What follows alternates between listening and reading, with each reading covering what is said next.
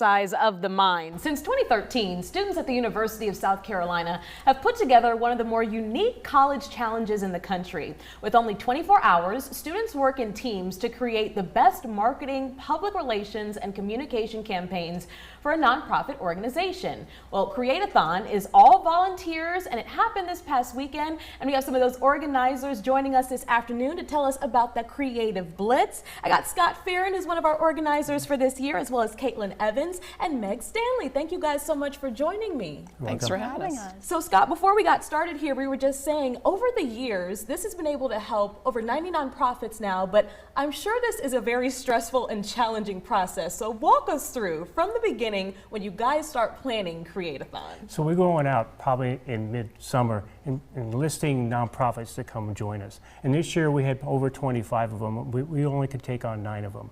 And so the point is to help them as much as possible. So I tell the students, they can use their skills to help them build something, create something, do something, but use their communication skills to elicit more help and multiply that by 10 to 100 times what they typically do in person and to use their strengths. And so it's a challenge to them, and I dare them to be creative. That's the point there. I said, invest in me, come spend 24 hours. So I lock them in the building and say, okay, you got 24 hours to help this nonprofit.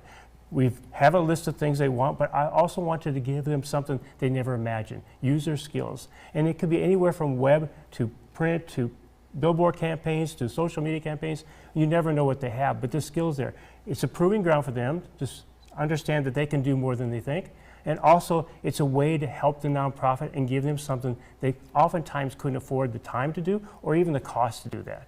That's a different level of dedication too. 24 hours, Caitlin, from the student's perspective, do we all lock down for the 24-hour period, or is this in shifts? How does it all work? So yes, I personally did stay up for the 24 hours. Oh. There were a few students, you know, with their eyes closed for just a few seconds. But when I tell you that we put our all our skills, and we honestly just work together as a team to get as much accomplished, and 24 hours seems like a lot of time, but it really isn't. You know, I don't know if I could stay up 24 hours straight, especially with my work schedule. I would need to shut my eyes for just a moment. But this is such a cool initiative. Meg, let's talk about, you know, the partnership here with Holspire. You guys are benefiting from this great event as well. Absolutely. I would say that I think that creativity hats were definitely on. I was extremely impressed when the students presented to me on Saturday morning and really delivered more than what was expected. And I think that we really will be using quite a bit of what they created. Absolutely. When you get feedback, Scott, on the event each year, what do students look forward to? The students look forward to, first of all, I lock them in there, I feed them, I entertain them, so part of it's a lot of fun.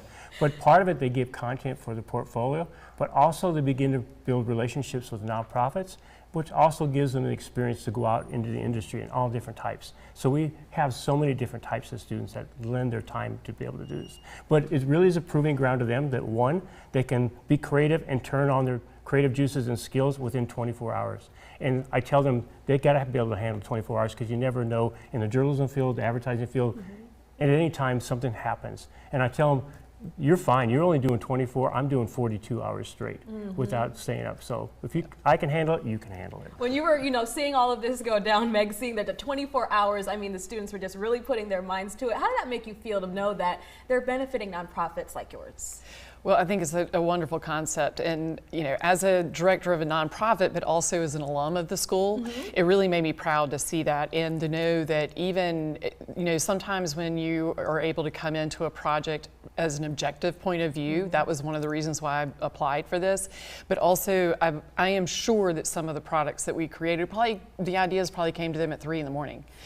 Because you don't know what that adrenaline is going to produce. And I think in preparing the students for the field, just like you said, of being able to stay up, news breaks 24/7. Yes. So I think it really can help them really be creative as they move through their career spaces. Absolutely. What a cool event. This is all going to be up on our website. You can learn more about Create-a-thon, and we'll have this full interview as well with all that information at WISTV.com. Thank you guys so much for stopping by and sharing. Can't wait till next year.